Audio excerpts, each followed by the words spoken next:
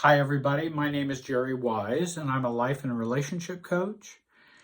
And this video is entitled Keys to Overcoming Narcissistic Family Rules. I had done a previous video entitled Did I Grow Up in a Narcissistic Family? You can check that out on my YouTube channel.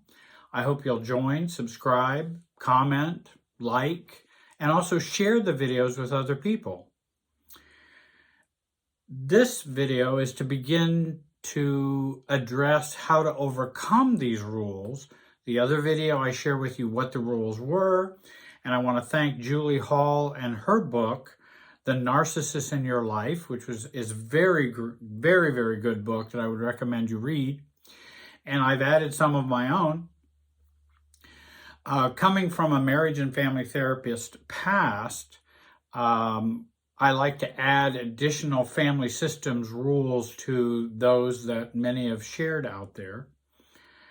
The first one is the narcissist is always right. Now that's an interesting rule because that's a rule we live by in a narcissistic family. And so to recover from that rule, to come out of the trance of that rule, and that's basically what we want to do, is to come out of our unhealthy family rules and how they have been programmed gaslighting. And that all of these rules are a form of the trance that we get in with our family of origin. It's also that narcissistic super self that we've been connected to for so many years. And I help people disconnect from that super self. And again, how do we recover? We take a look what the rules are, we take a look at what the problems were, the issues are, and then those are the roadmap to healing and recovery. The first one, the narcissist is always right. The narcissist isn't always right. And we need to begin to learn about the narcissist and see how wrong they really are. And so coming out of denial and see that narcissism is there, by learning the symptoms and traits of narcissism, not for the purpose of diagnosing, but for the purpose of being aware of who you're dealing with. And so we want to learn more about those signs and symptoms. There's a lot of information out there about those. Julie Hall's book I've already mentioned, which would be a great one.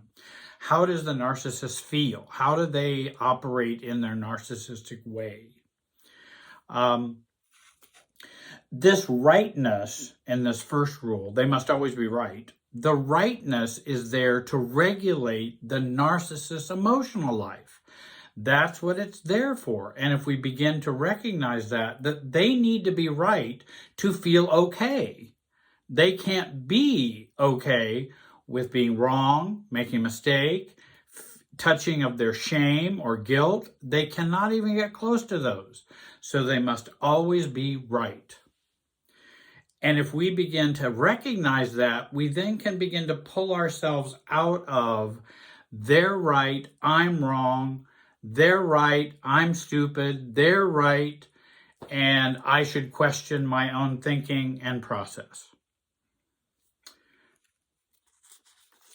We want to also work on the otherness factor. The narcissist is other, I am me. However, they're dealing with their life and feelings is not how I'm dealing with my life and feelings. We want to work on that otherness dynamic. They are them, we are us. We are not the same.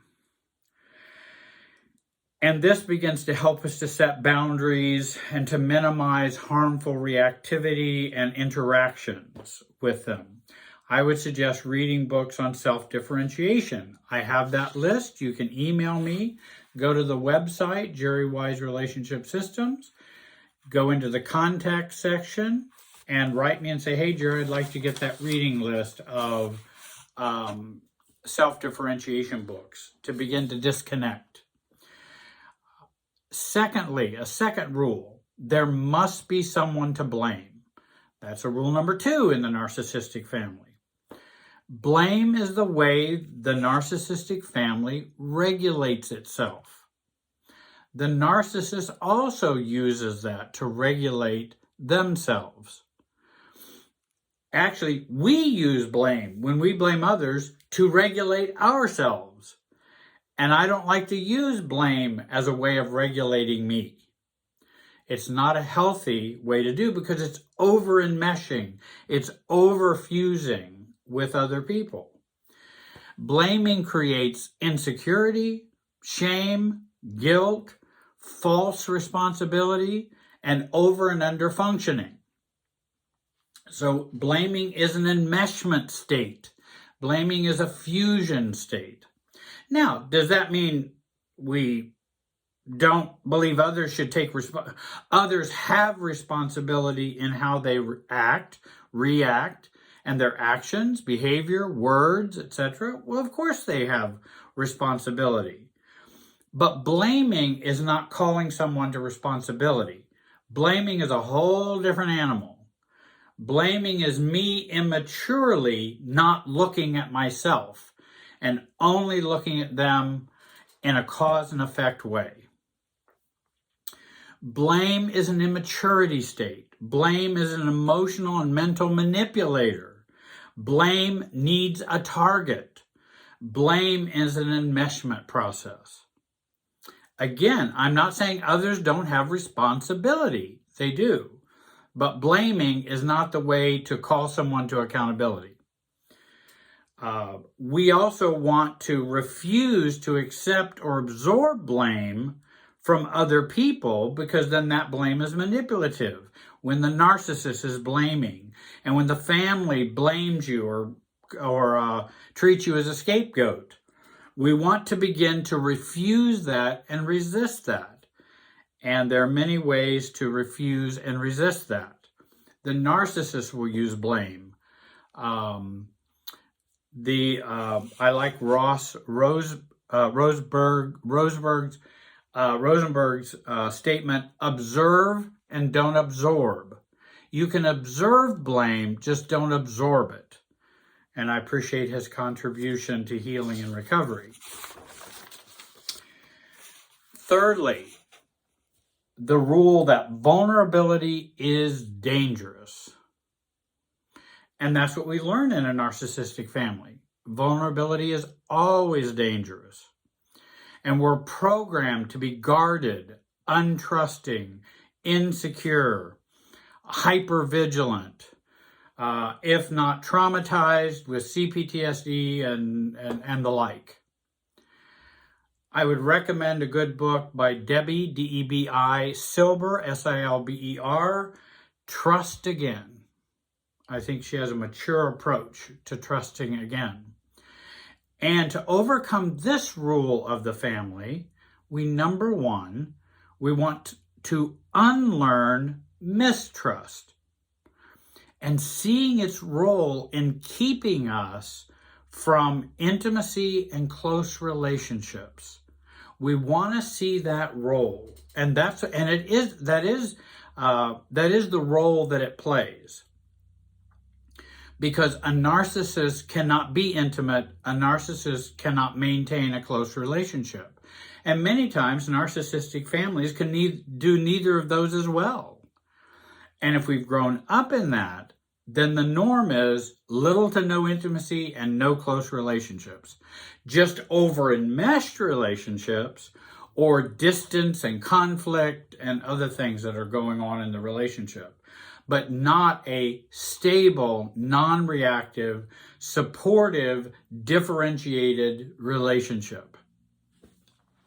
So I help clients to unlearn the mistrust. Another key is to begin to choose to be around a safer and more supportive friends, family, therapists, coaches, churches, support groups. Begin to find people who are more supportive and more safe.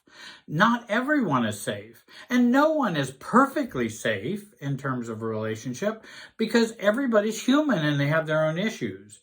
But it's one thing if somebody feels a little insecure. It's another thing if I'm getting support, trying to get support from a narcissist. Those are two different worlds. So we want to begin to take a look at who's out there and who's going in the direction I'm going. And that's why support groups can be a help, or a therapist, or a coach, or a good, healthy pastor can, again, begin to help you move in the direction you'd like to move. I also think it's very important that one of the things in learning to trust again is so many times people say, well, I don't know how to trust anybody else. I don't know how I can even trust anybody else. Everybody that's been in my life has been injurious or harmful or narcissistic or immature. I go, okay, that may be true. And I can understand that. Now, how do we unlearn mistrust? How do we learn trust?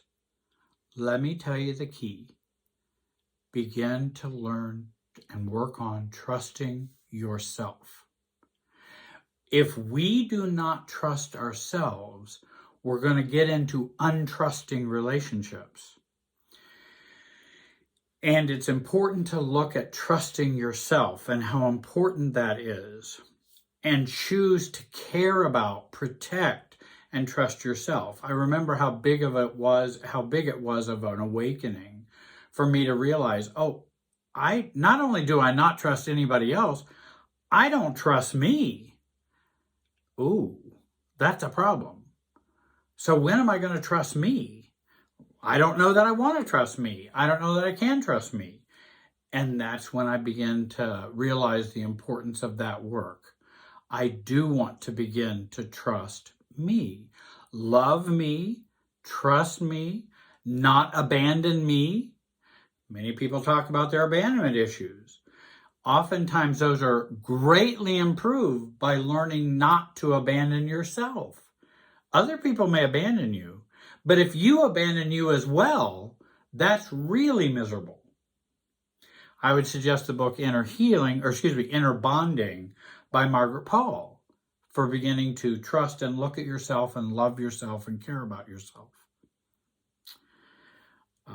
I also would discuss in terms of vulnerability is dangerous, resist enmeshment as the means of connection. Move more slowly.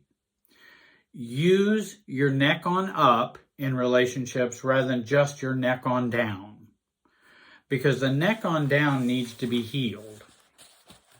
And that's going to take some time. I would work on the neck on up. I also would recommend with any of these suggestions that I have made, you do that with a coach or a therapist. Get some professional help for yourself. You'll make great strides.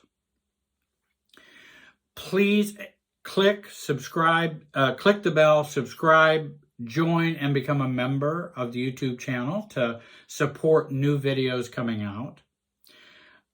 Watch the older video I made of the 16 traits of 16 rules of a narcissistic family.